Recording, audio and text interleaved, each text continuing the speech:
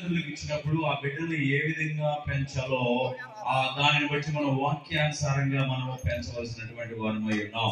చాలా మంది తల్లిదండ్రులు పిల్లరా బిడ్డలని పెంచే విధానంలో ఫెయిల్ అయిపోతూ ఉన్నారు. చాలా మంది వాక్యానుసారంగా పెంచలేక వారికి ఉన్నటువంటి ఉద్యోగాలు, బిజినెస్లు, పనుల వల్ల సరిగా పిల్లలతో క్వాలిటీ టైం స్పెండ్ చేయలేక వాళ్ళు పనులకి వెళ్ళి పిల్లలు ఏం చేస్తున్నారో ఎక్కడ ఉంటున్నారో కూడా తెలుసుకోలేనటువంటి పరిస్థితిలో ఉన్నప్పుడు ఆ పిల్లలు లోకంలో పిల్లల అపవాది అయిన సాతానుడు వారిని ఆవరించి రకరకాలుగా మార్గము తప్పిపోయేటువంటి విధానంలో ఉంటుంది. అయితే బైబిల్లో మనం గమనిస్తే పిల్లల గురించి చాలా అందమైనటువంటి లోతైన విషయాలు చెప్పబడ్డాయి. అవి పిల్లలు విలువ, బాధ్యత, పెంపకం మరియు దేవుని దృష్టిలో వారి స్థానం గురించి మనకు బోధించేటువంటి వాక్యాలు చాలా ముఖ్యమైనటువంటి వచనాలు బైబిల్లో రాయబడి ఉన్నాయి. దేవుని పిల్లల్ని పెంచే విధానము, వాళ్ళని సంరక్షించే విధానము,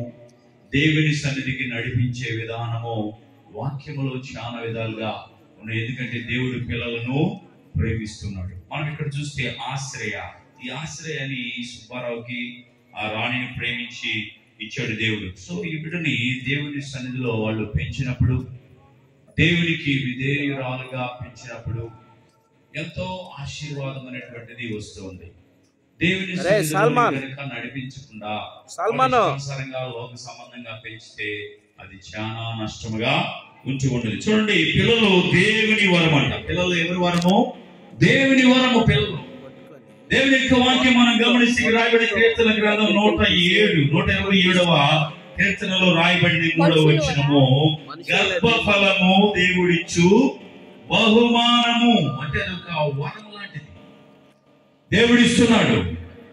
ఈ